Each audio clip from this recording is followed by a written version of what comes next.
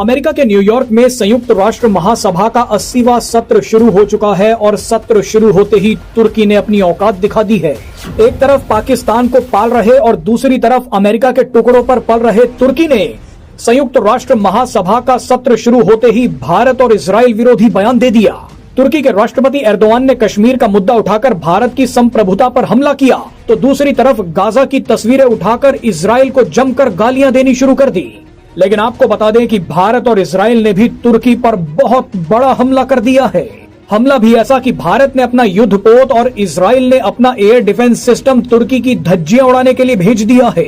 इसीलिए जान की भीख मांगने के लिए एर्दोआन संयुक्त राष्ट्र महासभा में अचानक डोनाल्ड ट्रंप से मिले।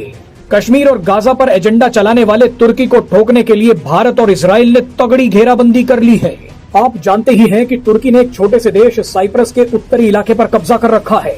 ये वैसा ही कब्जा है जैसा पाकिस्तान ने पीओके और फिलिस्तीन ने गाजा में कर रखा है। लेकिन अब साइप्रस पर तुर्की के इस अवैध कब्जे को हटाने के लिए भारत और इजराइल ने पहली बार बड़ा एक्शन लिया है, और वो भी एक साथ मिलकर। उत्तरी साइप्रस से तुर्की को खदेड़ने के लिए साइप्रस सरकार की मदद शुरू कर दी गई है।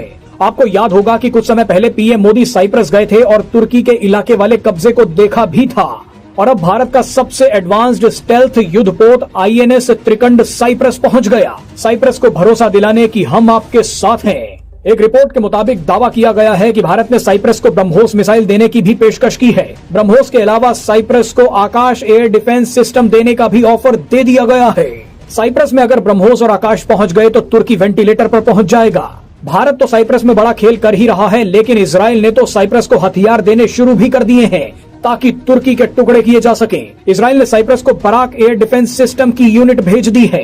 यानी एक तरफ साइप्रस को हमला करने के लिए ब्रह्मोस मिसाइल मिल सकती है, तो दूसरी तरफ एयर डिफेंस के लिए बराक सिस्टम तो पहुंच ही गया है और आकाश सिस्टम भी पहुंच जाएगा। इजराइल ने तो यहाँ तक कह दिया है कि आज कतर का नंबर है, लेकिन कल तुर्की का नंबर आएगा। इजराइल एर्दोआन को धमकी दे चुका है कि तुम्हारा वैसा ही हाल करेंगे जैसा सद्दाम हुसैन का अमेरिका ने किया था। तुम जहाँ भी छुपोगे तुम्हें वहाँ से निकाल कर हम मार देंगे।